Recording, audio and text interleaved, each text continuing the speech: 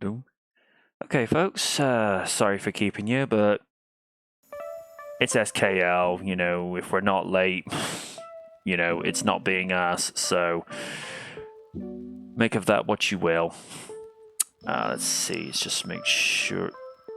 Yes, everything is looking the way it's meant to. Hi, Dan. Hey, Dan. Let's do our usuals. Let's see. Live stream alerts. Here we go.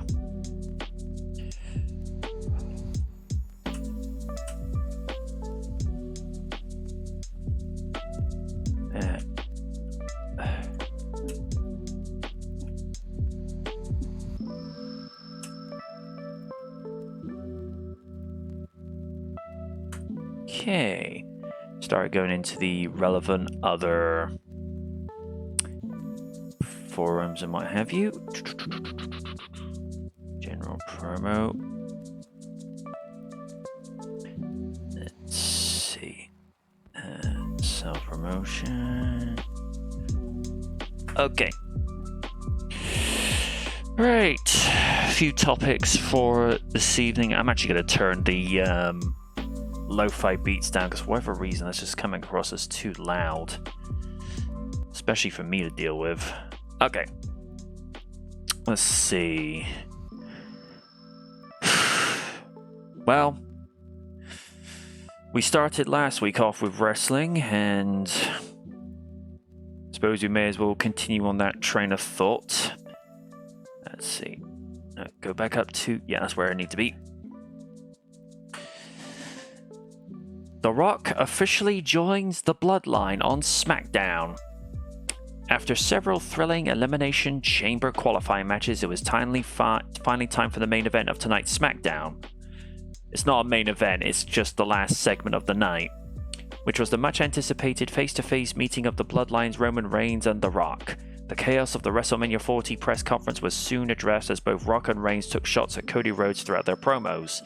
The Rock especially took aims at Rhodes and those who says flushed the biggest main event of WrestleMania down the toilet to see Rhodes get a rematch.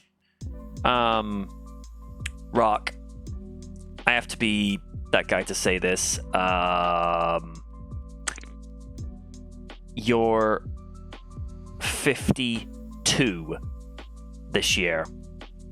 You are well past your prime. I mean, the odd occasional match, or just do as Taker did, or Hogan when he was in his last run in WWE, you can't go a full-time schedule. I mean, you look great, even though the last time you were in a full-blooded match, you were gassed as hell. And let's face it, the only reason that you're back in the WWE is because Hollywood doesn't want you at the moment, because Black Adam bombed. I actually did want Black Adam to succeed as a movie because it was actually not a bad. It wasn't a bad movie. It wasn't anything to write home about, but it was all right. Yeah. Sorry. Sure. And also, Rock Reigns as a potentially greatest main event of WrestleMania. Undertaker versus Shawn Michaels from 25 says hi. Just saying. Then The Rock made no bones about the fact that he's gone full heel, insulting the crowd along the way, but the biggest revelation is that he officially joined the Bloodline, even added them to his famous closing line. Reigns started taking shots by take shots at the crowd. Can I be honest with you all? I want to be honest with you all. The people of Utah, well, you're idiots. I did not individually. I said when we get you all together like this, you're pretty dumb, and tonight's a big night. I don't want you to ruin this, because when my cousin comes out here, y'all might go dumb and say catchphrase this, and he's so funny, but this is the thing. Everything we say has meaning, has purpose. It is information that you need to understand. Tonight's history. Tonight is the greatest night ever in WWE. No, the greatest night in WWE ever would be Stone Cold coming out of retirement one last time just to face CM Punk. Then that'd be the greatest night. But Rock coming out, and I have to be this guy to say this. Rock, trailer park trash. Rock, this is not 1999 anymore, and not in a good way. He was even like wearing like the Versace expensive $900 shirts. I'm like, okay, we're clearly going down a path that, I don't know. Cody chants started filling the arena, and Reigns smirked. The guy that ruined everything, right, Cody? But tonight we fix it. Tonight is about history. Tonight is the first thing we can say The Rock is a member of the Bloodline. The Rock came out and headed to the ring to join Reigns, Paul Heyman, Jimmy Uso, and Solo Sikoa. Now, before The Rock drops some gospel on you, The Rock has some good news to share, something that's going to make you happy. Tonight, it is official. You, or right now on Fox, you'll have broken an indoor attendance record, not only for the city of Salt Lake City, but for the entire state of Utah. Congratulations. Well, here's the record you broke. You broke the all-time record of trailer park trash The Rock has ever seen. Now, if you didn't like that, then you're gonna love this. Finally, oh, you wanna boo that? Uh-huh. Are you sure? You wanna boo The Rock? Finally, your life has meaning. Finally, you and your 50 wives will have a story to tell. Jeez. I've just seen the comments. You'll have a story to tell your 600 inbred grandchildren one day. Oh, dude. Nah. That's what it looks like. That's what it's like to look at greatness, because finally The Rock has come to Salt Lake City. You all have brought a side of The Rock that you haven't seen in years, but in this side of The Rock has always been in here. And now you know why you're seeing it tonight, because it's The Rock and Roman Reigns, the biggest WrestleMania event of WrestleMania. You had it in your hand and you let it go. You flashed it down the toilet, the same toilet you sit your fat asses on, and that Cody's got to finish his story. You're laughing now and booing now because you know it's true. Let The Rock ask you a question. What is Cody's story? What is the story? Let The Rock make it clear. Roman Reigns beat Cody's ass at last year's WrestleMania. He beat him. Cody lost the match, and now Cody wants a rematch. That's his story. That's not how it works. Yeah, it is. He won the Royal Rumble because he wants to become the WWE Champion. The title that neither his father, the late, great American Dream Dusty Rhodes, nor Goldust won. That's about how stupid that logic is, Rock said. Rock then compared Cody to the San Francisco 49ers, saying that they didn't whine about losing. Then he brought up Michael Jordan beat the Utah Jazz, which drew a chorus of boos. Rock then said he was going to do everything in his power to make sure Rhodes walks out of WrestleMania a loser. Rock then highlighted the Bloodline, adding what the Bloodline is cooking to his famous send-off, indicating that Rock is now officially part of the Bloodline. What did you think of the meeting and what it set up for WrestleMania 40? Okay. Cross-legged, microphone in hand. It's pipe bomb time. Rock. Oh boy. Rock. I love you. You're one of the many staples that made the Attitude Era and the opening third of the Ruthless Aggression era, because let's face it, August 2002 you split, and then you only came back for like 2 to 3 matches over the next few years. Stuff like trailer park trash, calling people inbred grandchildren. I'm not sure that could even fly on most places. I have noticed with WWE, they are pushing away from the PG narrative, because Seth Rollins dropped a P-bomb, and not necessarily in a sexual contest. He just referred to Roman Reigns as a prick, which there's a lot of truth to that. But it's just, I get the visceral, authentic energy that was coming from him, because Raiden can attest to this. People know when someone's being genuine with the general energy, passion, or in the case of what Rock was doing with his promo, this visceral hatred and disdain for not getting what he wanted. People know when it's genuine, and also, Jimmy Uso was laughing his ass off at the promo whenever the camera happened to catch him like at the corner of the frames. Like, okay, that was a good night, but you know,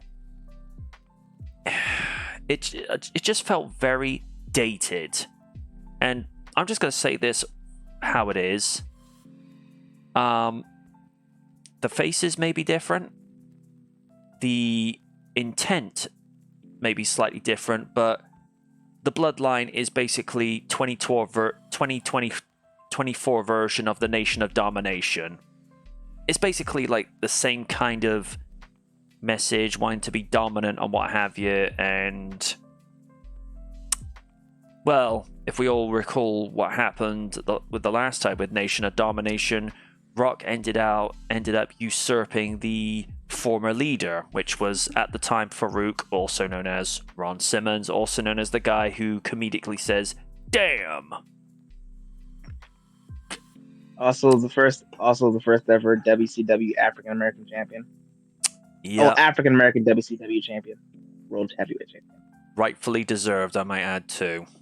Just a shame he never got to do it in WWE, but the WCW title is still a universally recognized world championship, or was a recognized world championship, because obviously fused the WWE title some 23 years ago, and Jericho's still probably talking about that night when he's not having to dodge other questions, but that's a story unto itself for another time, not going into it here.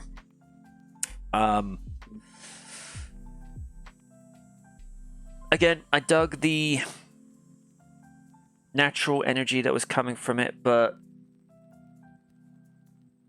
you can tell that they were low on ideas with that. And you know, Rock used to be so creative with his material, but you know, like I say, lines like trailer park trash and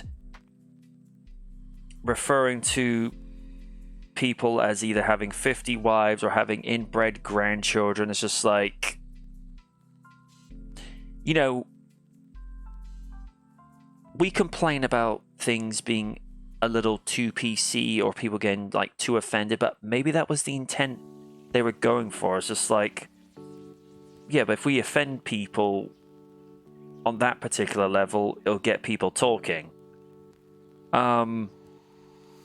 I'm not saying we're going to see things go back to a level where we start hearing like racial or sexist stuff in there. I don't think that's what it means, but it's to light a fire under people, because the WWE, even with some of Triple H's direction after taking over creative a little bit more, it was getting somewhere, but it was still a bit stagnant. This feels like it might be a step in the right direction, because it definitely feels like it's moving back to a slightly more visceral type of style of promo.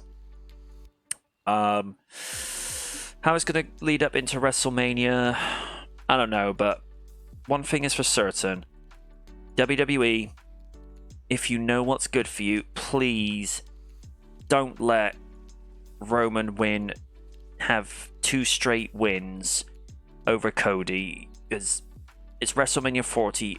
Reigns needs to drop the belt. And it's like, oh, but he won't be able to break Hogan's record. Nobody cares. You know, Reigns has been champion now for almost 3 years straight.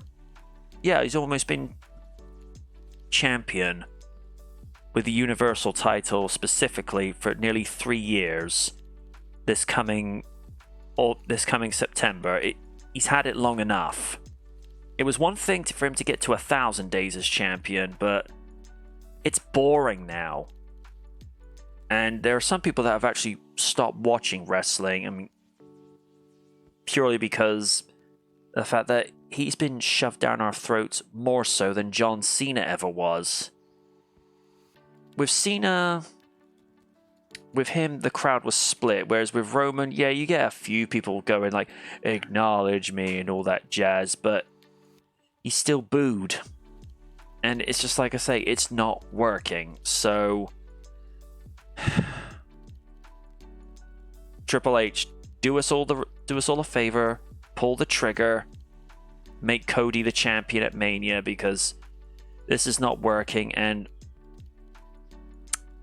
don't get me wrong, it's nice to see Rock, tap into that energy that he used to have, but get some better material.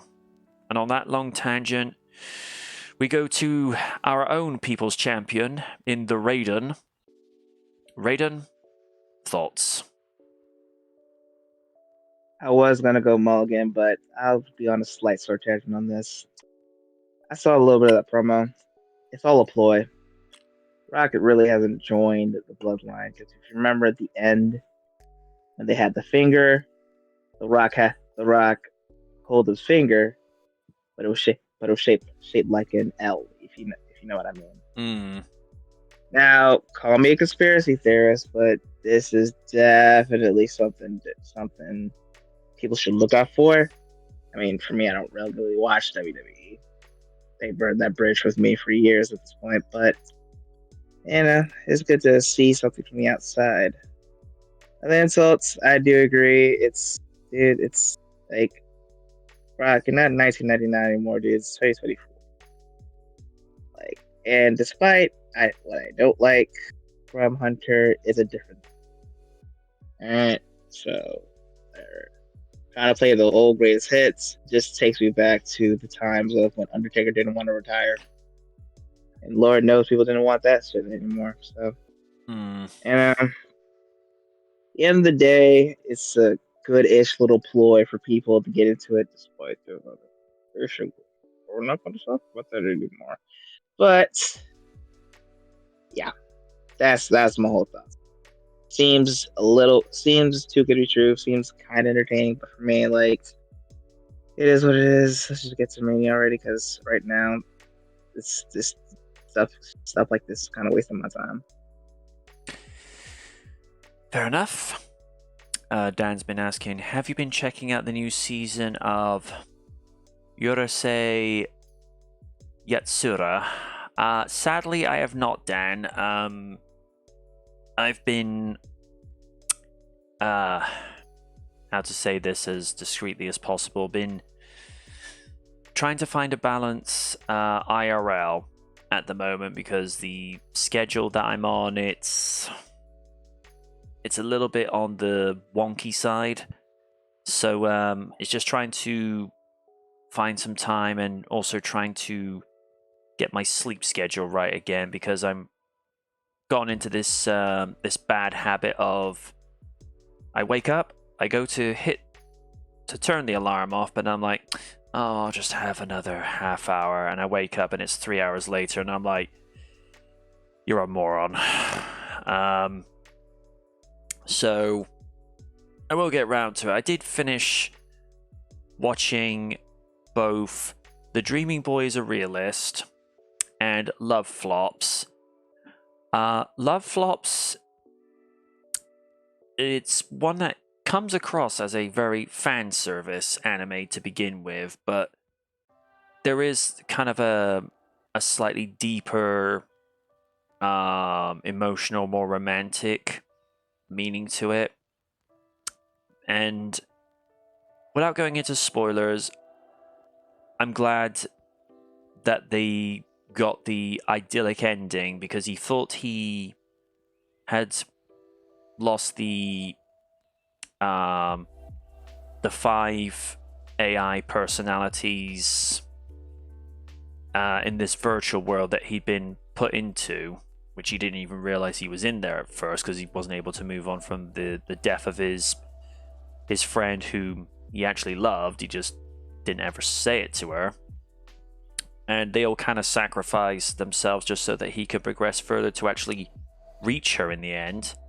And in the end, he gets all 5 of them back, but they're like in these biomechanical bodies. So it's one that you have to sort of see and appreciate, but it's one that tugs on the heartstrings in a nice way.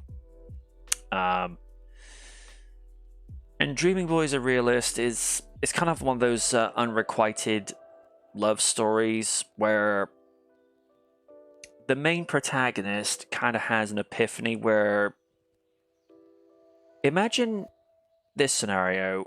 Imagine if Amy Rose took a soccer ball to the head, not in a like, like a massive hit, just like a tap on the head, and she basically just like, oh, I'll stop bothering you now. It's like, oh, okay.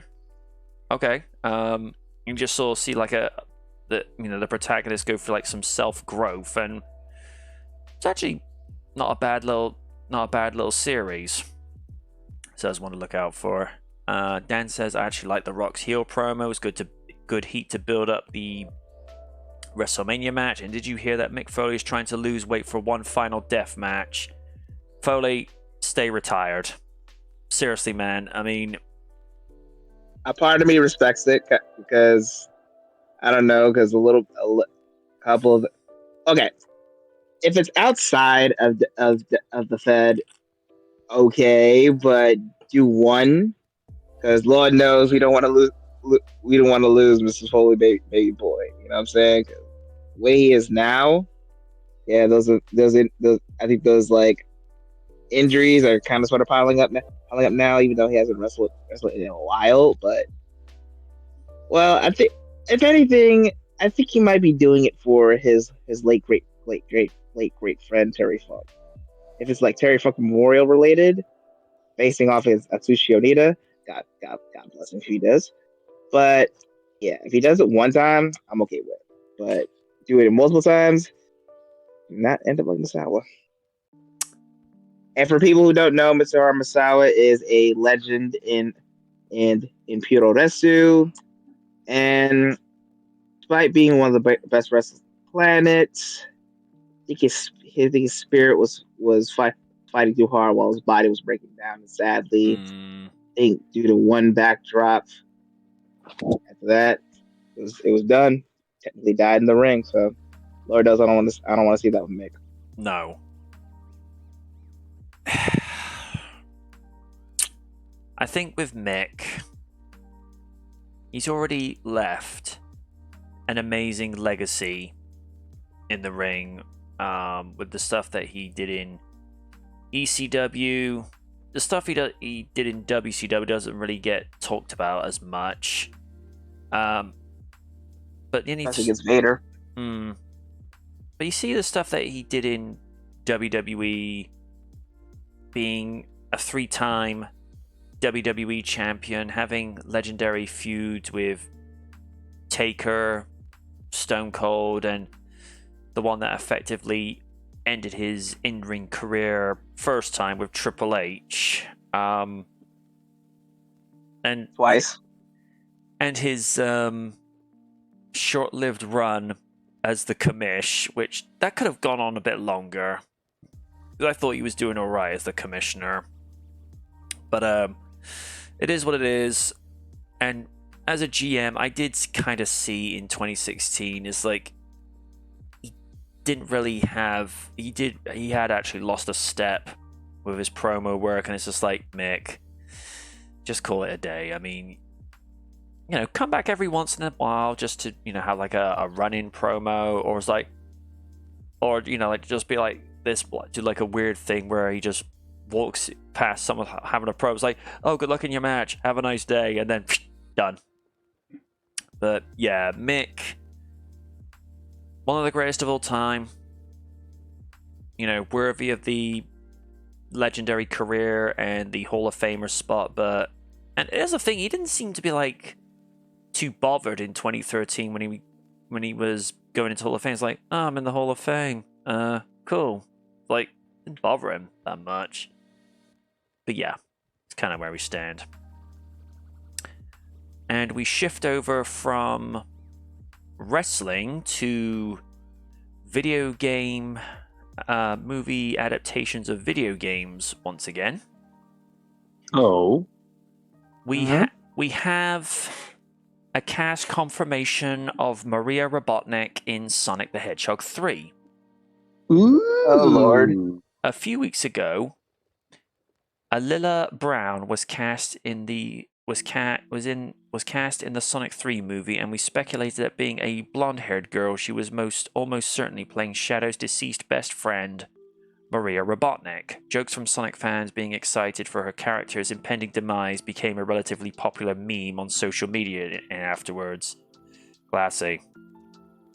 Well, today, Brown decided to get in on the fun on Instagram while also confirming her role in the movie. Who knew a Jackie could make such a convincing-looking body bag? While not surprising, it does seem like we're now in the process of figuring out who in the cast is playing what. Will Rouge be in this movie? Will Shadow be played by a professional voice actor or a celebrity? We'll be finding out all this before in the coming months. And come December, we'll get to see how Shadow's story is brought to screen, and yes, also how a PG movie franchise where Sonic flosses will shoot a child. From what I've been hearing, this is just pure word on the wire, from what I've been hearing, Sonic 3 may be PG-13. Ooh. Because one guy that I talked to where I get my coffee from in a convenience store when I, finish up after work, he said from what he's been hearing, they may just make Maria's death scene a little bit more brutal than for PG, because if you're adapting Shadow's story, you have to push the envelope a little bit, because otherwise it's less than authentic. And I'm not saying that Sonic 3 has to go to the equivalency of TV-14 or even rated mature. That's not what I'm asked. That's not what I'm suggesting. Is try to have it in a similar vein to, say, Batman Begins, whereby you can have these very mature and dark themes, but still make it work in a PG-13 or rated 12 sequence, because we've noticed this over the last 26 years, how a lot of superhero movies are going from PG to rated 12. Because I mean, even the Jurassic Park movies cross over into certificate 12s now, because the first three movies PG every single time, but as soon as it got to Jurassic World, I was like, nope, certificate 12. To the point, I think Spider-Man, the very first Tobey Maguire Spider-Man was the first film to be done as 12, to which point in the UK they ended up doing the 12A certificate just so they could get kids into seeing those movies along with their parents. Yeah, because I think it was about 30 seconds away from being a 15, and I was amazed that they got away with that much, because in the Upside Down Kiss, Kirsten Dunst's dress was so wet that you could see shapes. Which is like, if this was a 15, I'd be like, whatever, but it's like a 12, like, are you sure you're allowed to get away with that? It's like, But then again, we go back to the Titanic scene, with Jack doing the drawing, but then people have pointed out the context. You can get away with nudity like that on a TV show and in a movie, as long as you're viewing it in the way that Jack was viewing it, and that he's creating art. If it was a sexual connotation, then it's like, yeah, we would have to conceal a lot more. But if it's done from like an artistic perspective, you can have a little bit of artistic and creative freedom with it. That's to my understanding. But Yeah. I'm not saying for Sonic 3, if it does get pushed up to PG-13, we're going to start hearing S-bombs or even, like the use of the F word. I don't think it's meant to do that. It's just to allow Shadow to be Shadow. And the fact that it's rumored, and I stress until we hear something more concrete, rumored we might be getting Hayden Christensen as the voice of Shadow, which I will give the man this, he can pull it off. I could see it working. But no sooner did that, rumor drop, a lot of fan art started showing up of Shadow dressed as Anakin Skywalker with the red lightsaber, and I thought, this is what happens when you give the internet ideas. That'd be like, for the sake of discussion, Raiden jokingly suggests, I don't know, maybe I'll play a snarky Punisher type of superhero, but I'll be the slandering, not the slandering samurai, because that's meant to be for Chris Rock.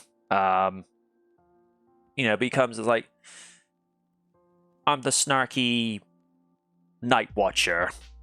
How about that? And then all of a sudden, people do like fan art of him like in a Punisher's type of uniform, but with like the blade, sunglasses, and it's like, the snarky slanderer is like, and he's just like, all right, for future reference, I'm going to be copywriting this so I can get $3 every time someone mentions it. Yeah, I can retire by 50. But there's one question I have. Mm-hmm. Does Shadow hate sand? Oh yeah, that line, man. I mean, I got a lot of respect for what George Lucas created with the Star Wars universe, but romance is not something he excels in with regards to writing. It's one of those doesn't necessarily need multiple other writers, but he could have employed somebody that could give him useful pointers, and then have someone look at what he's written prior to that, and then they'll just give them these little pointers, or maybe even like rough drafts of how he could have made it better. Because let's just say, for the sake of discussion, episode 2 had been released on Valentine's Day in 2002. Go with me a minute. You'd have people walking out going, those were the most unromantic romantic scenes I've ever had the mispleasure of watching.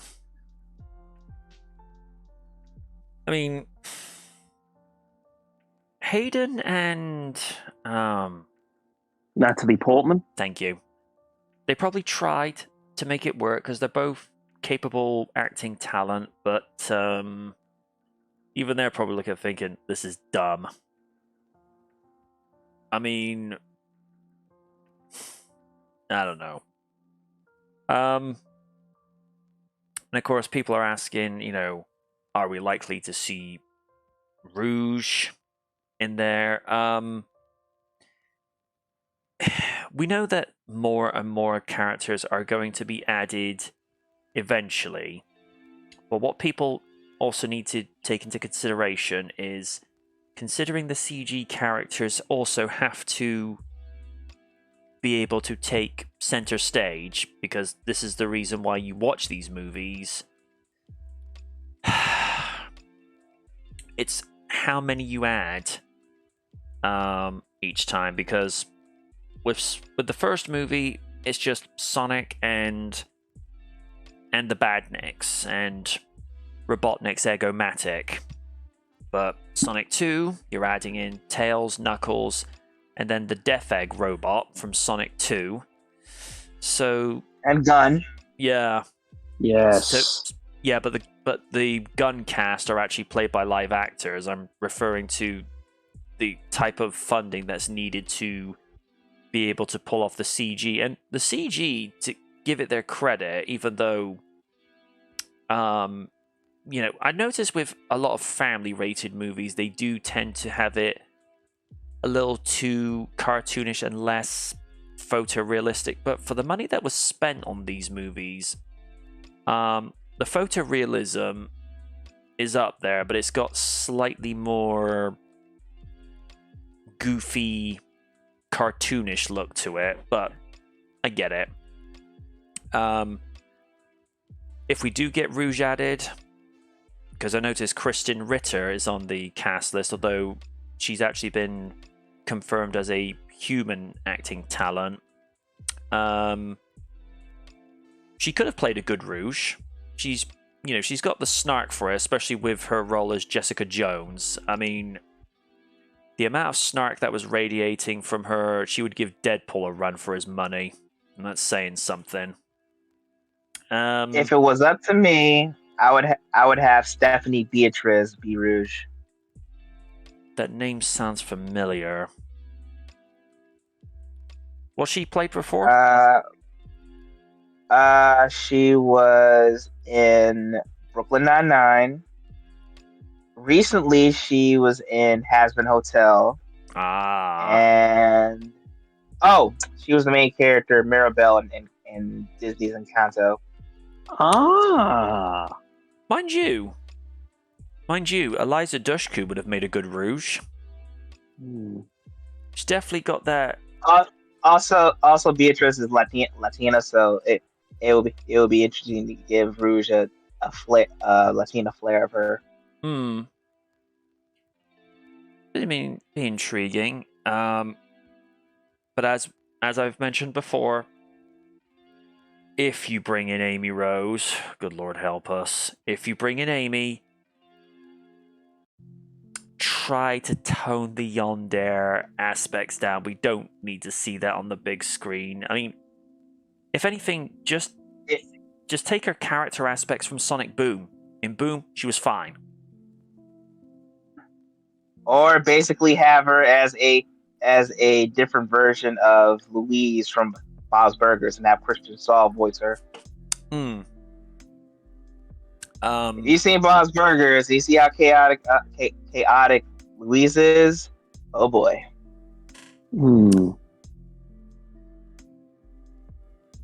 Although that said, they could also get Natalie Rial to voice her, especially the work that she did as Aoi and I on Love Flops, and as the very unfiltered Nazuna Nanakusa on Call of the Night, because some of the things she'll come out with, I'm just like, what the hell, Nazuna?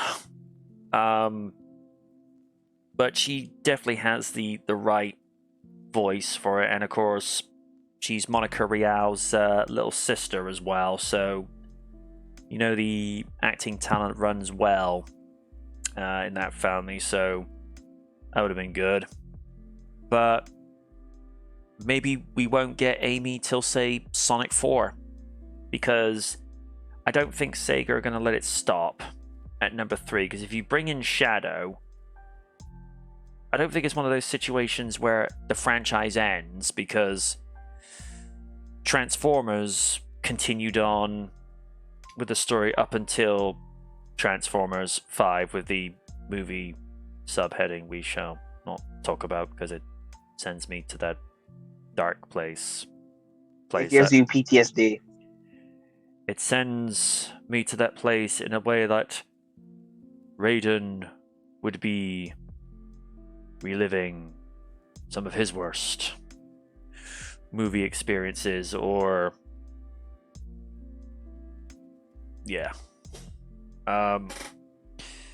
or just something that most people can relate to. It would be like Liz trying to go through Keeping Up with the Kardashians again, as we saw at the Incredible Hulk, the Terminator 2 bloopers. Yeah. Maggie the Heyman girl. What's this about? Oh dear. Oh, it's my brother. I think it's probably one of the very few good things about WWE at the moment, because Heyman is always going to be a constant win. Because that's just how. That's actually very good sprite art for Heyman. I'm just actually gonna post this in one quick second, just so people can. The detailing. Because that's one thing that Random's really good at doing, is being able to get the likeness. And poor Dom Fury. Oh dear. But yeah, I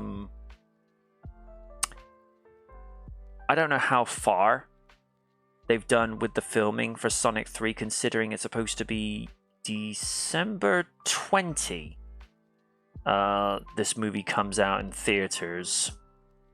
Not a movie I would necessarily have something like pre-Christmas, because if you're dealing with a story where a child is being shot on screen, it's like, it's not very Christmassy. But then you have Batman Returns with, the Penguin's death scene, and that was set around Christmas. It's like, but then again, Tim Burton.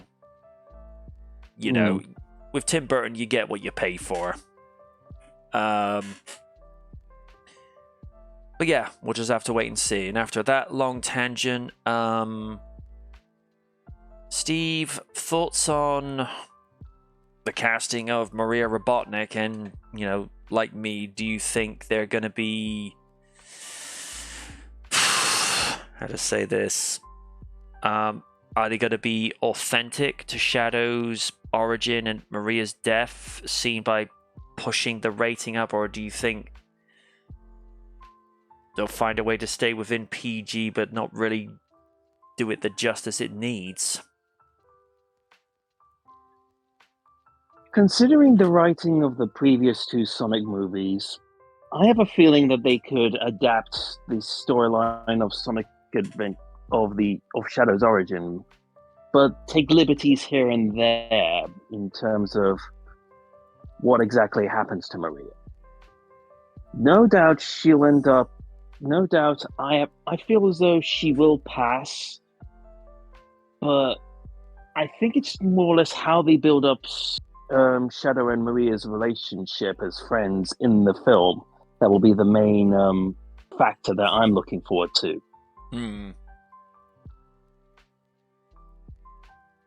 it's with that, showing the impact of Maria's death later on will actually have more of effect as the film goes on. I mean, we're still 10 or 11 months away from the film actually debuting in cinemas. So there's a lot that can happen within that time in terms of film development and such. But considering how they were able to adapt Knuckles and Tails for this movie universe, I have faith that the writers will probably be able to work something out. All right. Raiden, your 2 cents. I definitely agree with Steve. The way they integrated the characters, they introduced the characters, has been top notch. So I definitely have faith in the creator, the people behind it, that they're going to give Shadow a really great, introduction. Honestly, I give more faith to this team than what Team Sonic has done over the years, especially with the Shadow. Oh no. There's a little bit more faith in that one, especially how they introduced Gun. So I'm interested to see how they're gonna do it. With the Maria's death, I feel it's gonna be gonna be a little tasteful, kind of like how they did Long Claw in the first Sonic movie. So Mhm. we're definitely gonna see like remnants of that. So I personally can't wait because I think I've said on record that I honestly prefer the movie franchise of Sonic over the video games because like I think what the movie is doing, they're actually giving these characters development, especially Sonic. Like Sonic has always been notched in the games, was likable, but I think with the movie, he's more likable than before, especially what he did for Tails. You know, he Hmm. actually did care for him, even though they met early on. So Hmm. I have a lot of faith that they're going to do it. I can't wait. I first can't wait who's going to voice him. I first can't wait what's going to happen next. So yeah, man, this Sonic movie universe, man, I'm 100% with. So I can't wait. Also, Plus, as well, they actually confirmed they're having Live and Learn from Sonic Adventure 2 in there. nice. Now okay, that's great. All I need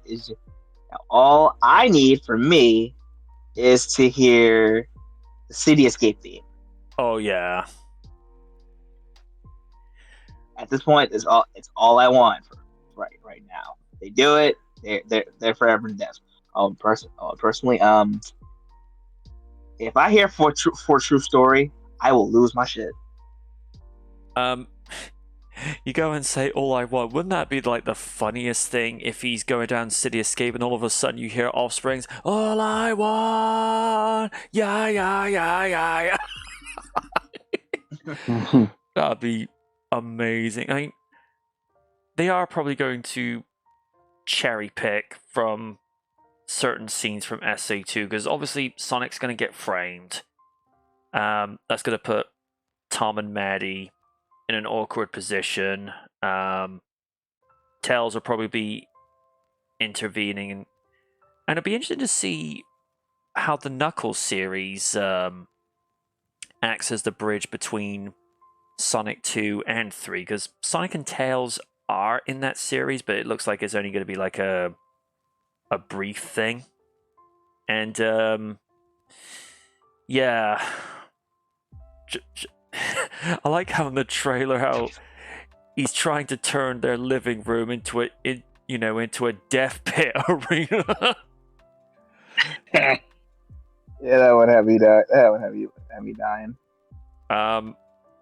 Trouble is, like I say, if it gets to the point where you suddenly see Amy showing up, it's like Tom and Maddie are probably gonna have to either have like separate rooms for the characters or end up moving, because like we're getting a lot of your friends coming over, Sonic, and if they started like, it's probably just in some good way they don't have the freedom fighter characters from Archie's and Satam, because at that point it'd be like, no, we got Sonic, Tails, Knuckles, maybe Amy, and mind you, if Sally was to ever appear on the silver screen, I think me and everyone else would be like, okay, we're done, we're good. Just tell that to a certain someone. Won't mention names, of course. No, he's not even worthy of having his name mentioned. Oh, and to go and sorry about that. It's just clearing my throat. And the fact that he go and says that Shadow's never had a consistent arc since its inception, I'm like, pardon? When he makes Ken Penders look credible, there's fail. Mm-hmm. And keep in mind, Ken Penders was the one that wanted Sally killed off in the comics.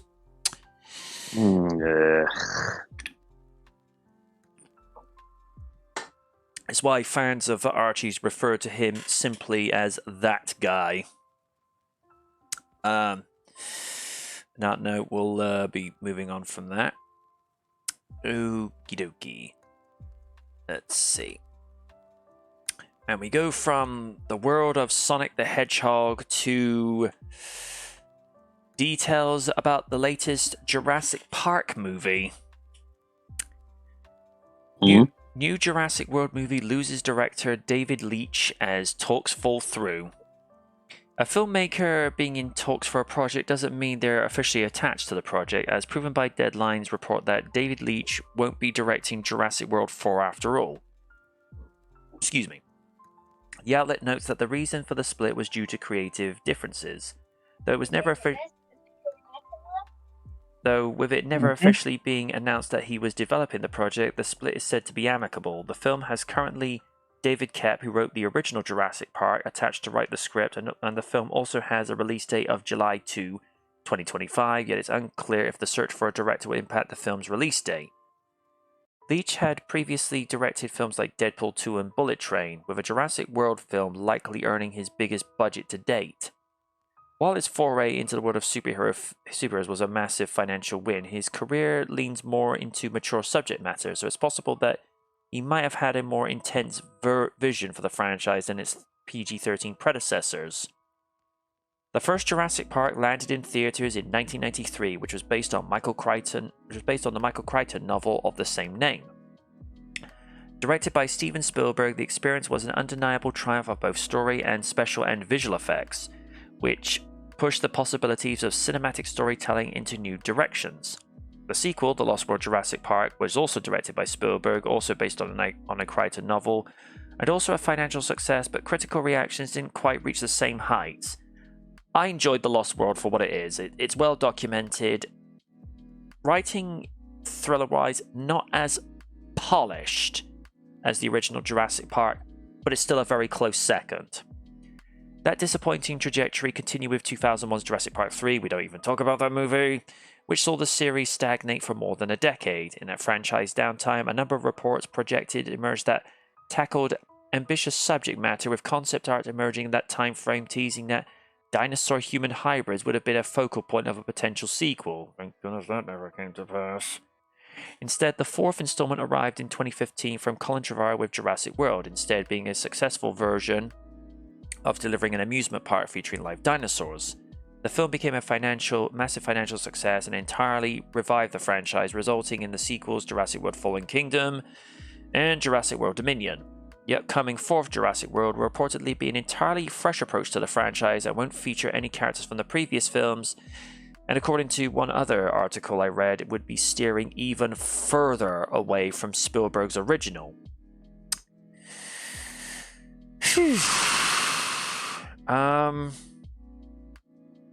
Well, the way I understand it with the director, he wanted to put his own personal standpoint and creative spin on it, because at the end of the day, the way it should be, whenever a studio gets a director, it's like, look, you're entrusting me to, be able to tell the story the way I think it will be successful, and that would actually help your movie to perform better.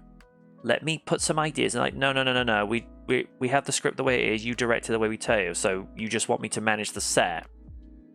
This is also the problem with the Marvel movies now. They're not letting the directors guide the movie the way they want it. I mean, for example, would someone have the balls to walk up to Spielberg in his prime or Christopher Nolan now and say, oh, we want you to direct the movie this way? He'd be like, goodbye. Because Nolan has a very set, specific vision that he wants to tell the story, and particularly with Batman Begins,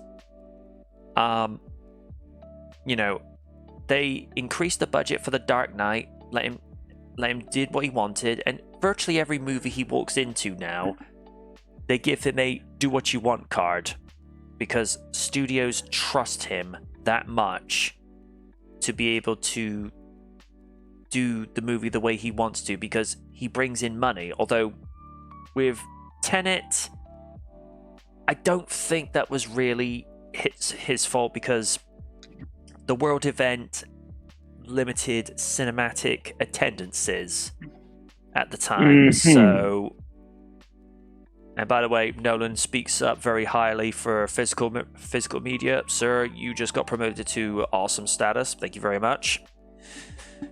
Although a Christopher Nolan directed Jurassic Park movie would be an interesting take. Although he wouldn't be able to do like the too realistic approach that he would have done for The Dark Knight. I mean, he'd have to stay true to what has been done with Jurassic Park thus far. But I think if he did a Jurassic Park movie, I don't think Universal would say, "Oh, you're going to manage the set." It's like, no, you hired me because you think I'm good, because you think I'm the man for the job. So let me direct the movie the way I want it. Otherwise, I'll just take my business elsewhere. And that's the problem. You know, at the end of the day, movie execs should just be worried about how much money they can pump into a movie, what they have to do to do for advertisement, and just let the director direct the movie the way they see fit. And that's how it should be. With regards to the release date being for July next year, I think this will be a rush job, because you've not only got to find the cast, you've not only got to get locations and sets prepared, you've also got the CG work, because, alright, granted, computers are way more powerful and sophisticated than what they were 31 years ago for the first Jurassic Park, even though the CG dinosaur scenes from that movie still hold up incredibly well, even today. And I would argue in some cases the CG from that movie looks better than what they have today, because I think Spielberg said there was only like 60 CG shots in the first movie because the dinosaurs were brought in sparingly. And I think that's the problem with CG being allowed to be brought in more, because it loses the novelty. Whereas if you see something sparingly, you appreciate it more because you know you're not going to see it again for a while.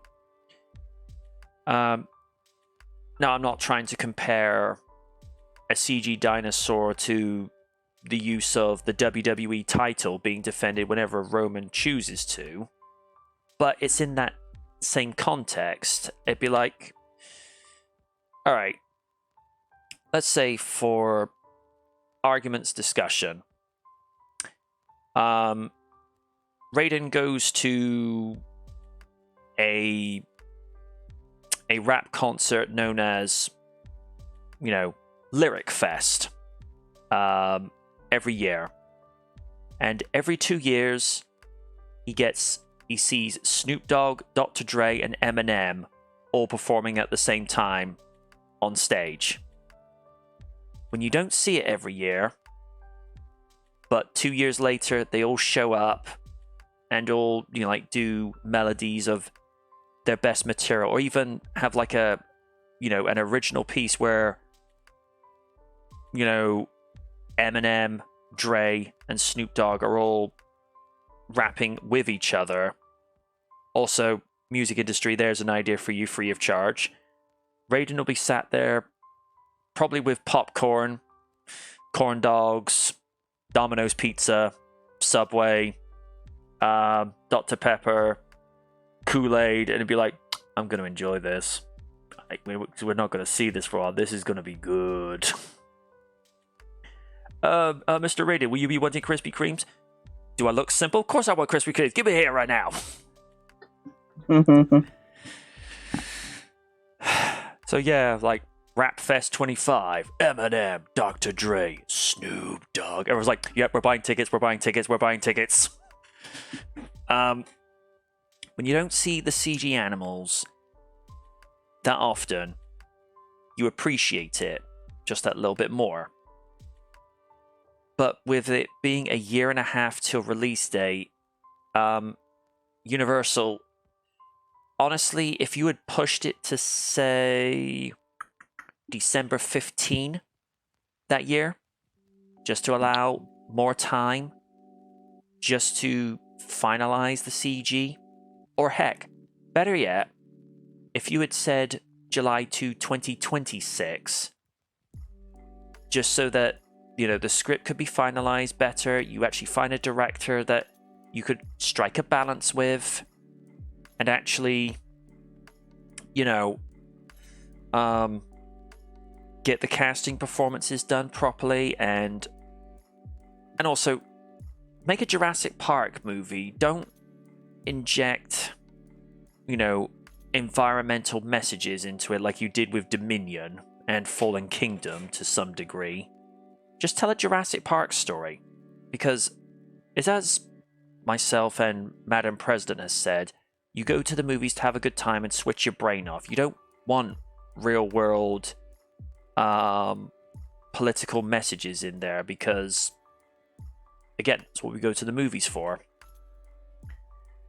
I don't know how well this movie's going to do, but they need to do something that's going to be different and better than Dominion. Although Dominion made money, it actually made less money than Fallen Kingdom, and even Fallen Kingdom made less money than Jurassic World.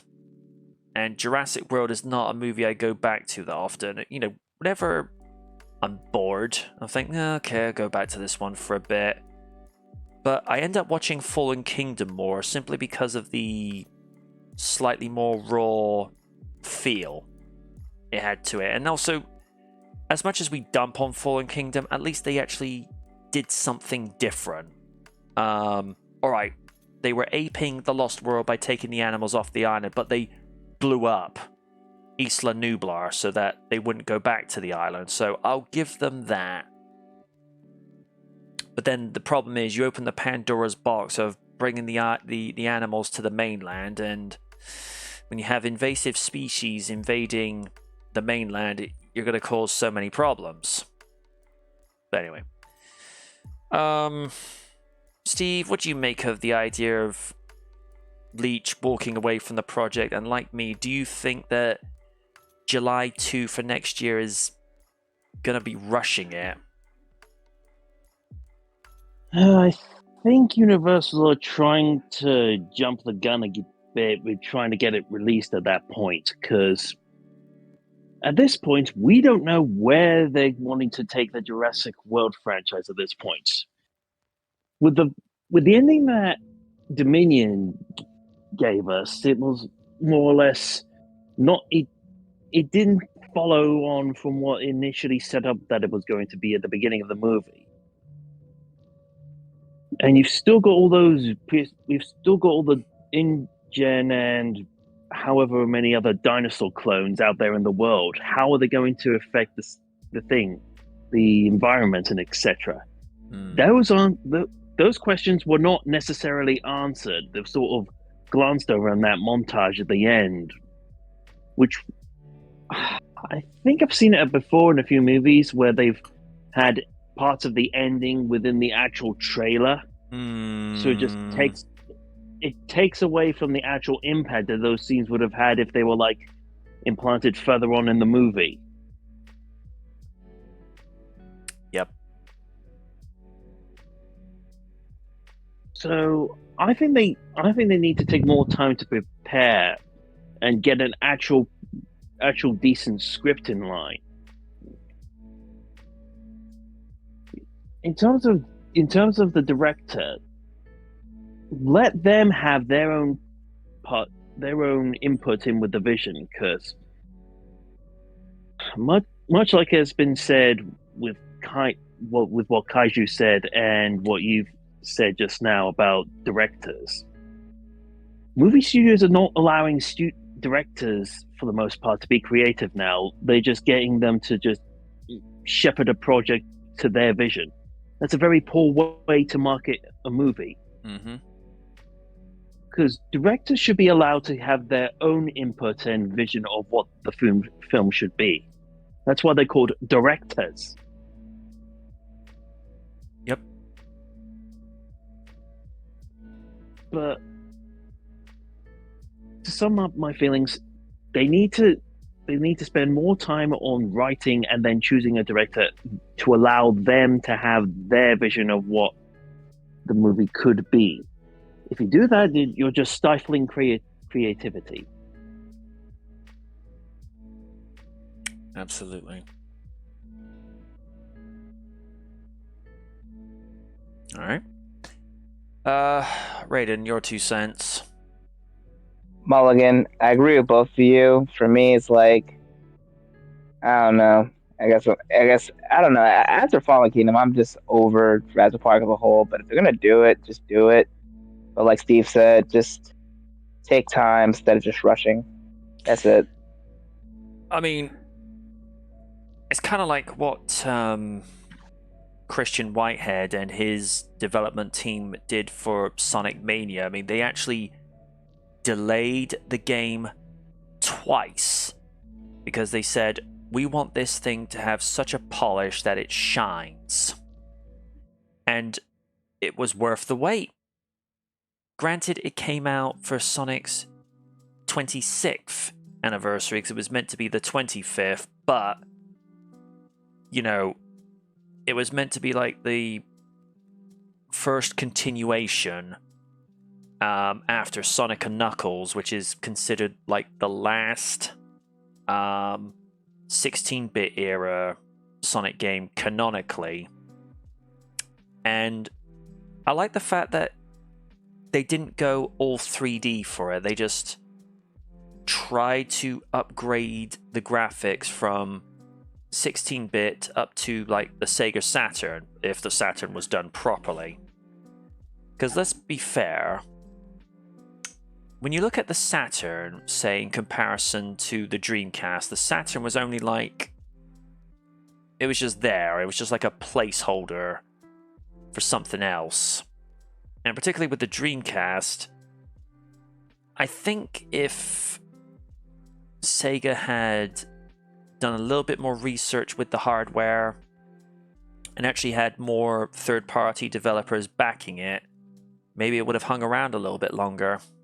But the funny thing is, we mock the DC in some places, but as far as I'm aware, the Dreamcast was the first gaming console to introduce features that everyone takes for granted now. I mean, DLC, being able to play people over the internet on your consoles and, you know, possibly have text chats, and I don't think it ever progressed to voice calls. I don't think they ever got that far, but they introduced those features at the turn of the millennium, and it ended the last century and millennium as the world's most powerful console. Not even Sony could match that because the Xbox didn't come out till 2001, so, you know, that's a feather in the cap for Sega. Something that'll never be taken from them. And of course, there was that rumor going around for a small while that Xbox was looking to be phased out, and it's like, no, that's been proven to be false. Which is just as well. And before people start saying stuff, like, not saying I'm hating on the PlayStation. I don't hate it nor like it. I'm just gonna simply say it's not for me. You know, that's the stance I take with a lot of stuff now. It's like, if you're into something I'm not, it doesn't necessarily mean I hate it. It just means, hey, it's not for me. But if it's for you, more power to you. Onto something that may get everybody raising an eyebrow and having their ears perking up, because this concerns the Arrowverse. Arrowverse producer teases sequel series for Brandon Routh's Superman. Brandon Routh's time as Superman might not be over just yet, at least if former Arrowverse executive producer Mark Guggenheim has anything to do with it. On Twitter, in response to fans talking about their desire for a series centered around Ralph's Superman, Guggenheim teased that he and Ralph have talked about a follow-up to Ralph's version of Superman, saying there are some really exciting ideas. Brandon and I have talked about a sequel series, Guggenheim wrote. We have some really exciting ideas, which is mentioned. As fans of the CW's Arrowverse will recall, Ralph may have played Ray Palmer, the Atom on DC's Legends of Tomorrow, but he also appeared during the Arrowverse Crisis on Infinite Earths crossover event as Clark Kent Superman from Earth 96, portraying a Kingdom Come version of Superman. The role marked the first time Ralph portrayed the Man of Steel after playing the character in 2006's Superman Returns. Ralph previously told comicbook.com they would absolutely be interested in reprising the role, given the story is the right story and Superman portrayed in the way I see Superman. And has to be said, Ralph has hardly aged. I mean, yeah. don't know what he's taking, but dude, pass it around. Sharing is caring. I was always Vegan powers. that too. Until he found out it was like egg and milk and eggs, bitch. He lost his vegan powers. Oh dear. All because of Wallace. Yes.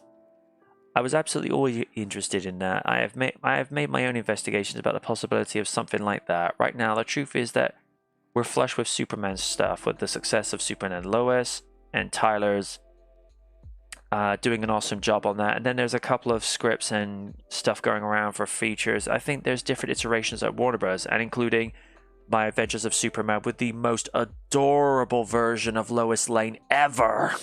I love that version of Lois.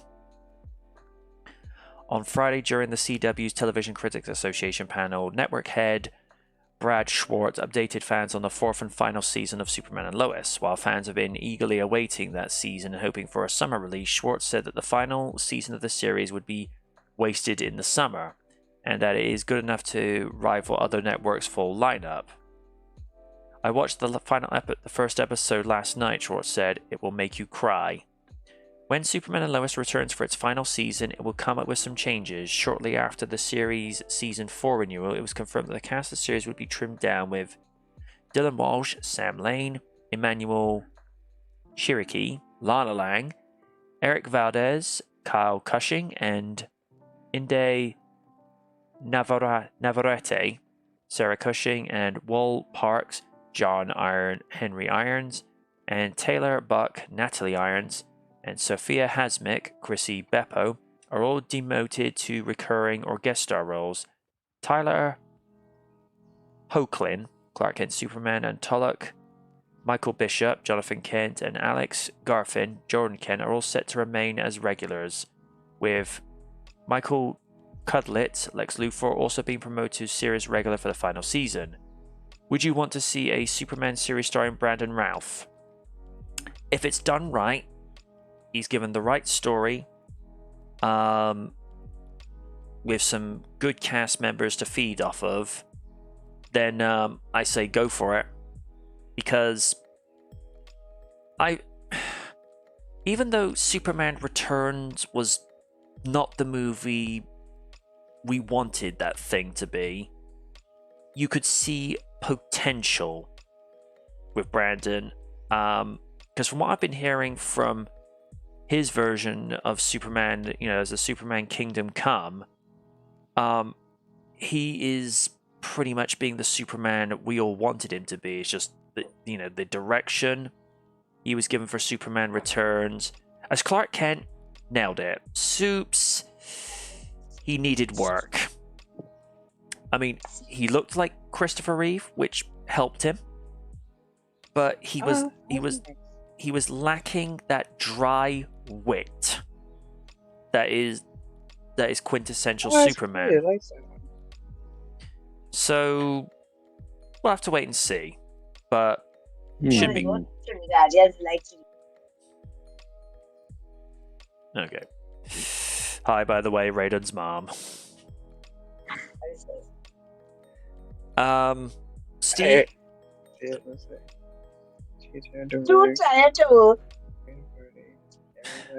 Sorry about this, folks.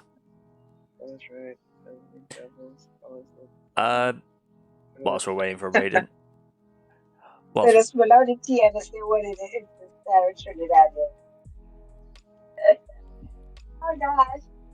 That's all of us.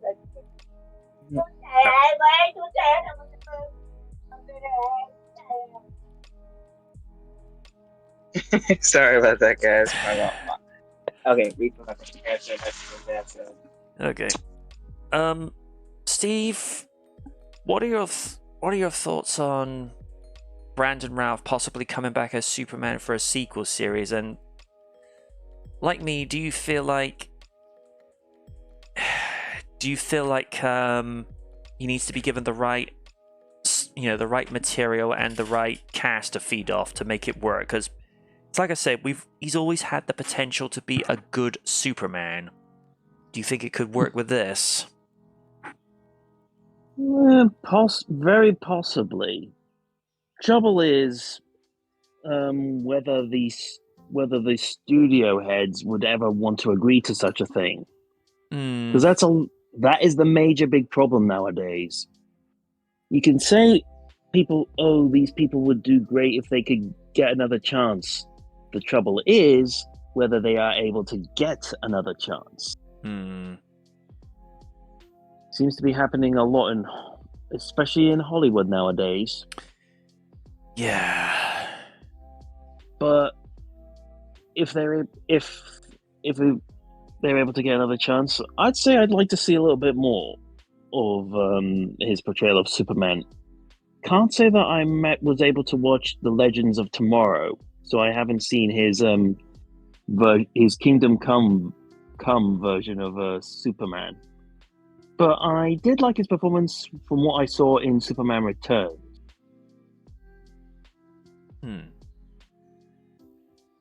All right.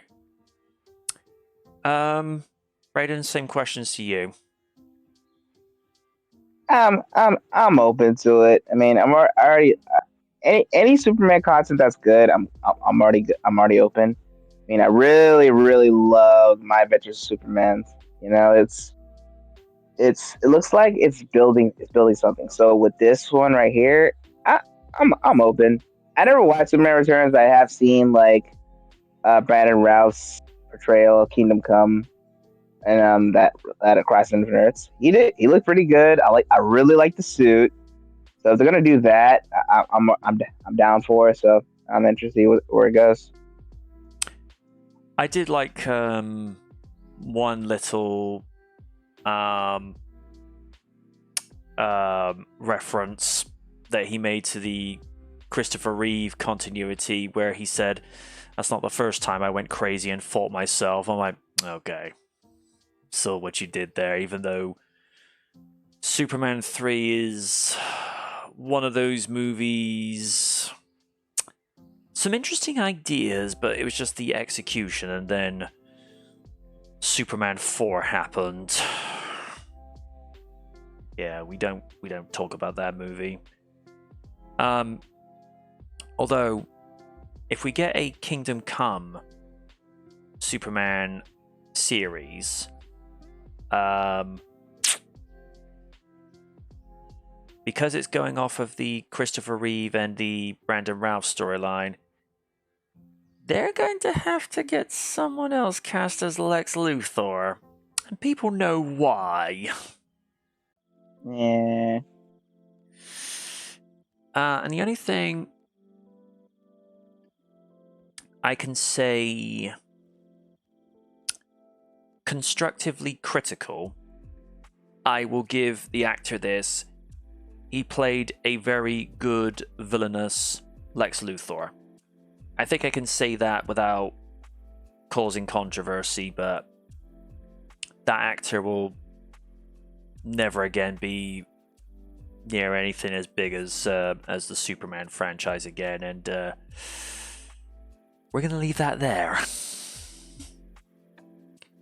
In the same way that we'll never see a certain grey-haired, over-the-hill egotist be in control of a wrestling company again. But weirder things have happened because he got back in before, illegally, I might add. But this time, no. That'd be like Oni trying to do a weekly series on TNA. Lids would be like, "Buddy, give me that laptop. Hey, you're writing review scripts for TNA, aren't you? Baby, honey, yes. Give me your GameStop loyalty card. Oh, come on, give me the card. Now, are you going to be a good little Oni? Yes. He's listening to this later. It's like, I'm gonna kill him. Oh dear. Here's I suppose an obscure news article for this week. Kate Hudson reveals she's still getting paid for her role in Home Alone 2. Mm. Kate Hudson is no stranger to the world of Hollywood. Many know the star for a breakout role as Penny Lane in Cameron Crowe's Almost Famous, but Hudson worked in front of the camera long before the 2000 movie. Hudson, the daughter of legendary actress Goldie Hawn and Bill Hudson, had a small role in Home Alone 2 Lost in New York in 1992. In a recent episode of her podcast Sibling Rivalry, Hudson revealed that she still gets residual checks from being a chorus member. I still get residuals from Home Alone 2 because I sang in the chorus. I'm in that chorus and then I get 10 cents every once in a while. Joey Lawrence was the guest on the podcast, and the Blossom star revealed that he also gets some small residuals from time to time. Sometimes I get 2 cents and I'm like, wait, doesn't the envelope and paper cost more? Lawrence shared, at least they're being fair and honest, Hudson replied. And Daniel Stern is tired of answering one Home Alone question. Comicbook.com had the chance to chat with Daniel Stern, who played Marv in Home Alone and Home Alone 2. During the interview, the actor revealed he is sick of getting one question from fans. I do get asked a lot, was that a real tarantula on your face? What's Joe Pesci like? Did it hurt when you got hit in the face with the iron? And that one, I guess, getting hit in the face, did it hurt when you got hit in the face with the bricks? And I think maybe that one. When people start asking me, I went, you know it's fake, right? There's a prop department. I didn't get hit in the face with bricks. They're like, oh, Stern explained. The believability of it is wonderful, but it did concern me to a point that movie first came out, actually, that I started teaching a course in media literacy, he added, because I was like, are people really believe? I mean, there's how many movies are made, there's how we make the show, and I'm glad you're entertained and fun, but I didn't really get in the face, you know that? To teach kids to separate a little bit became a mission of mine, but I think it enhances movie watching, so I guess that's the long answer. Don't ask me if it hurt when I got hit in the face with the bricks. You can currently stream Home Alone, Home Alone 2, Lost in New York on Disney+, or you can buy it on DVD and Blu-ray and support the physical media market and be able to watch the movies you want to remember it as if it gets edited in the future. There, I've just got people to buy maybe 4 to 5 copies a time. You're welcome. Steve, thoughts on those two articles? Oh. Yeah, just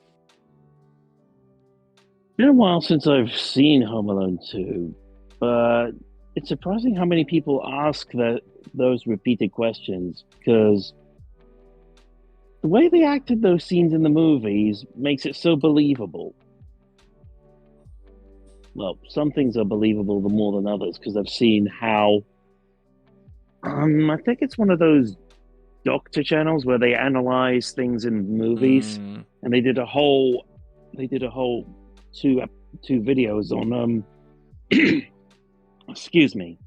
They did a whole 2 videos on the Home Alone, both of the Home Alone movies, and how those would affect people in real life.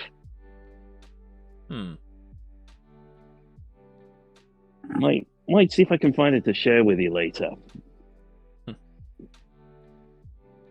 Don't think I've got much else to say on that. Okay.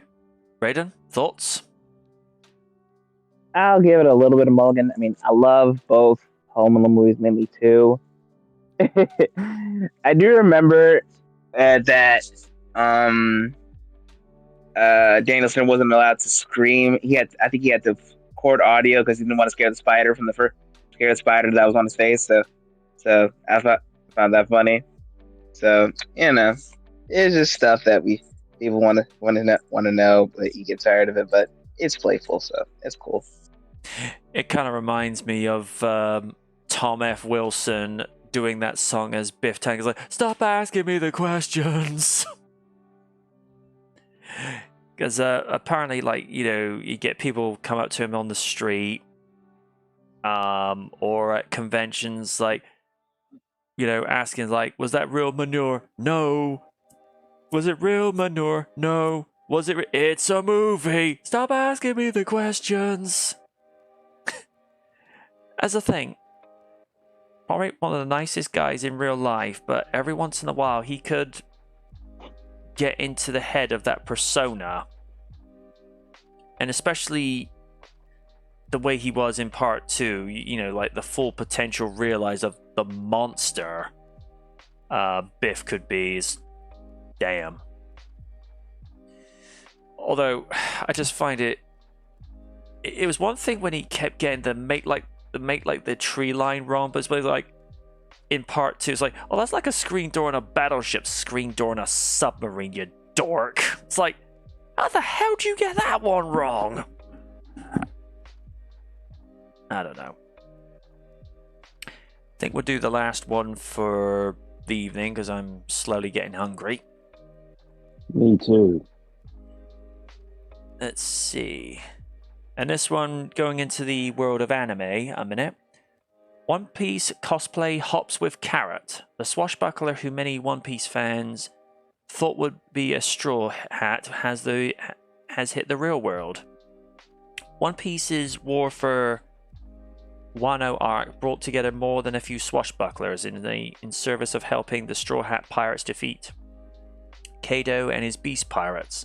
One of the biggest allies to Luffy and his crew was Carrot, an anthropomorphic warrior from Mokono Dukedom, first arriving during the Cake Island arc and aiding the Straw Hats in the arc that took place prior to the final saga. One cosplayer has managed to bring Carrot to the real world long before the Netflix debut. As mentioned previously, Carrot became a valuable ally to Luffy and company during the Cake Island arc. In the fight against Big Mom and her family, Sanji was separated from his allies, causing the Inu Arashi Musketeer Squad, I hope I said that properly, member to throw her hat into the ring. While Carrot might appear to be a friendly and meek participant in the history of the Grand Line, she can transform into a stronger iteration of herself that is far more threatening than her initial state. When the war for Wano came to close, Carrot was given an opportunity that she could not turn down, leaving many anime fans to wonder if she will ever appear in the final saga of the Shonen series. During the original War for Wano storyline in the manga, Carrot was told she would have the chance to be the new leader of the people. The anime adaptation took the opportunity to give the Mokomo Dukedom citizen a moment with Luffy and the crew before they left the isolated nation to sail their way to Egghead Island. What if that's going to be a level for future Sonic games? Now that she has much more responsibility on her hands, it will be interesting to see if she aids the Straw Hat Pirates once again before the series ends. And that's not a bad cosplay. Because some of these cosplay artists, they really do put the time and effort in. Yep, I've seen quite a few at the many a convention of plenty. For those wanting to see Carrot in the live-action adaptation, they might be waiting for quite some time. Considering when the Cake Island arc takes place, it would mean that One Piece's live-action series would most likely be in its 7th or 8th season to hit this same moment. The Netflix adaptation is sticking close to its source material, but the creative team could make an exception for the Straw Hat ally for a brief appearance. Which One Piece character are you waiting to see in live actions? Feel free to let us know in the comments or hit me up directly at EV Comedy to talk all things comics, animes, and the world of the Grand Line. That's pretty good, especially when they apply the skin makeup just to be able to get the authentic look down. Probably in a similar vein to how Lou Ferrigno got painted up for the Hulk, because he'd have like grease paint put on, but then have powder then padded onto the paint just so that it looks like it's natural skin and not something that's painted on. Because apparently there was talk at one stage of a new live-action Hulk TV series where the transformations would be CG, but they would have a bodybuilder playing the Hulk. Which I thought, because not being funny, that's how it should be done, really. Because I know Disney have got throwaway money, but at least with Lou Ferrigno, you know, there was that authenticity to it. Personally, as far as live action animes go, I mean, I'm glad that the Netflix One Piece is staying close to the source material. Me personally, the animes I would love to see done as live action adaptations, Rosario Vampire would be one of them, but try to stay closer to the manga source material, because I hear, particularly with the anime, I mean, there are many people like me that enjoy it for what it is, but people that read the manga said it felt like a bit of a letdown. I haven't read the manga, so I have no means of a comparison. Slayers, absolutely, I'd love to see that done, particularly the OVA versions, because Win and I love that version religiously, simply because it's more of a raw and more of a medieval feel to it. I mean, I enjoy the TV series version with the likes of Gowry, Amelia, and Zelgadis, but there was something about the pairing of Lena and Naga. I'd like to see like an origin story, like how the two met, and actually sort of show how Lena learned how to become a sorceress, so things like that. Call of the Night would be an interesting adaptation, but I think for a Western audience, you'd have to change a few things, because it's said that Nazna is supposed to be in her 40s because she was born as a vampire, but Ko Yamori, her quote-unquote love interest, when we first meet him, is 14. So it's like, you're gonna have to change a few things there, because in today's market, there's a reason why some characters get aged up and what have you. One anime I'd love to see with a Netflix adaptation is Farming Life in Another World. Just to see the hijinks Hiraku, Lelouci, and Tia could get up to in a live action setting. And it's a nice slice of life anime as well, so that'd be fun to do. Netflix, all I'm going to say is if you do try to adapt Dragon Ball again, don't do what Fox did in 2009. We still don't like Dragon Ball Evolution. I will say for I think it's Sean Southwick who played Goku. He could have been a good Goku if he was given better material to work with, because Raiden, we could both universally agree that script was awful. Very. Chris Masters as Piccolo, one of the very few saving graces of that, because it's that regalness that he had, and I'm so glad that he got like his role in Dragon Ball Super as Zamasu, because you could tell he was having fun with that. Yep. I'd love it if they had like a square up between Zamasu and Spike, and there's lids like popcorn, like, I'm going to enjoy this. This is going to be fun. And there's only like, yeah, she's going to be sat there like that for a while. And then all you have to say is, Mickey James is going to be inviting you to dinner. And then there's Liz like, he's going to be sat like this for hours. Yeah. I've rambled on far too long. Steve, thoughts on the cosplay look, and what sort of animes would you like to see get the live action treatment? Gotta admit, these cosplayers know what they're doing. Other than that, on the subject of animes I'd want to see live action, that's a difficult question for me to answer. in my time, I've seen many anime, but it's hard to say which ones would work in live action. You know, some things are just meant to be just better in the animated form. I don't see why people are wanting to make all these live action adaptations. It just takes away from the art of animation, as I've said before, on possibly more than one occasion.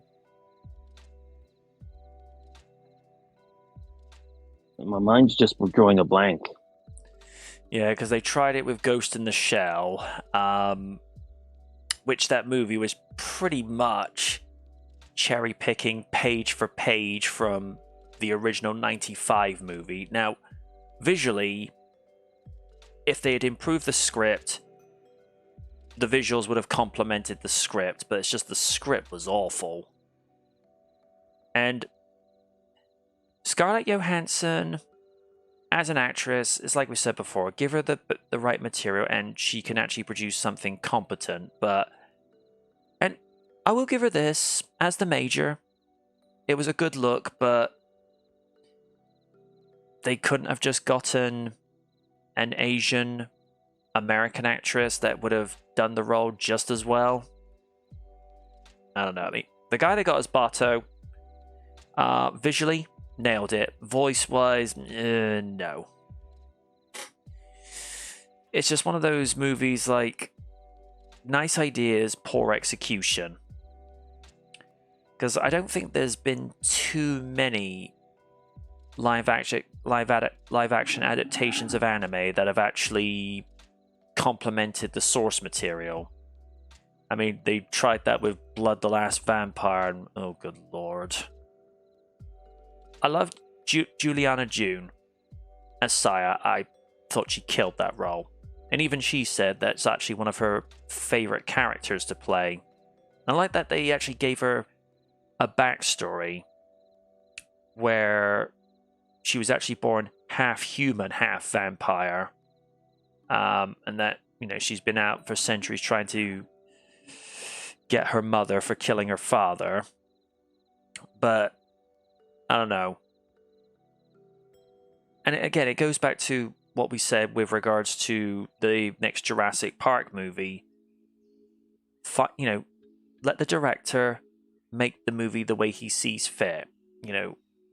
Like, for example, if we ever get a Slayers movie, find somebody who can write a competent Slayers draft that will allow it to work in live action, but also be faithful to the anime and the light novels and the manga, and find a director that is a fan of both. And again, do it justice in live action. Because otherwise we end up with situations like Dragon Ball Evolution. It's like, no. I mean, there's a Dragon Ball fan series called Light of Hope. And this is like a fan project. They did Dragon Ball so much justice in these short, episodes than Evolution did. They even managed to do a live action Super Saiyan transformation justice. And to give like a comparison that you're familiar with, it looks similar to Super Sonic's transformation in Sonic 2. Where it looks realistic, but it's like, yeah, I can buy this. This is believable. Whew. Did I get to you, Raiden? Nope. Go ahead. Cosmo's cool as always. Cosmos know what they're doing. What anime would I want live action? I'm gonna go with a realistic approach. For me, I would love to see a Hajime no Ippo live action series. Seriously, if you watch the series, the fights are pretty realistic and crazy. Well, aside from the Dempsey role, but you can probably do something like that. I mean, shoot. I mean, I wouldn't mind Michael B. Jordan working on it since he's already got an You already got a Creed anime coming out and a comic book series. So I wouldn't mind him being executive producer. Especially like with his budding directing experience. But yeah, I like to see I would love to see Hajime no Ippo. I mean, seriously, if you watch the show, the fights are really really fun to see. I would like to see that live action. So you got to get the right people to do it. But yeah, that's my suggestion. All right. Let's see. Anything right. Looks like that'll be it for this week. We were late coming on, but as I stated earlier, I'm having an imbalance with regards to my sleep schedule. I put a lot of that down to not listening to my own advice and going straight to bed when I get home from work. But you know how it is when you come off any shift. You're tired, but you're still wired. And it's difficult just to wire it down. And I find, I might be alone on this, but I find if you try to go to sleep, like the first 10 minutes you're in, you're just sat up in bed and you're still wide awake. Yet when you wake yourself up, it takes a while to get the sleep inertia out of your system. And it's something I'm trying to train myself to do. Like when the alarm goes off, get up, go across the room, turn the alarm off, then go straight to the kitchen and then get coffee or green tea. It would have been energy drinks, but because I found energy drinks can actually have an effect on your anxiety, and more specifically with me, my OCD, it does more harm than good. And also, energy drinks are not cheap. They're actually quite expensive these days, considering in the UK, Steve can vouch for this, the multi-packs can go anywhere from £4.50 to up to like £6. And, that money could go a long way each month to other things. So I've switched out energy drinks for green tea. And green tea actually does a couple of key things better for you. Does your heart the world of good, mellows you out, and it actually does help repair damaged brain cells. And it doesn't cure Parkinson's, but it does actually help alleviating some of the symptoms, which is why Michael J. Fox's Parkinson's Foundation actually researches heavily with green tea, because they know that there are some properties in it that actually do people the world of good. Right. It is time to go raid, and Blondaise is live at the moment. She recently had her VTuber model updated with an animation piece, and such a sweetheart, such a wonderful person to listen to. Some of the things she comes out with are a little bit cheeky, but she does it with that type of vocal delivery and accent that you would expect from a good, when I say a good Harley Quinn, if Harley Quinn had the moxie as Harley but stayed as Dr. Quinzel, that type of tongue-in-cheek type of thing. So like I say, we're going to go raid her. Oh, Blondai's raid settings do not allow you to raid at this time. Huh. Well, that's irritating. Alright, Lemon Bun it is. Yeah, because that's... I don't know, she doesn't normally put a stop on people raiding, so I don't know. We'll go raid the lemon bun. Okay, we're back again next week.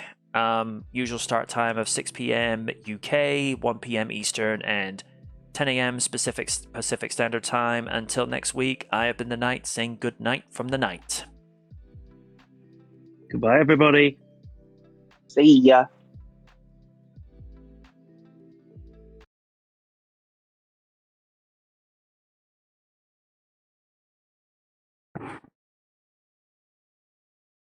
This is where I'm a little bit stuck. Because... what do I do here? I gotta save them for the smoothie, haven't I? I just do. What's my stomach? Rubbish. MJ, thanks for the raid. Thank you. I hope you had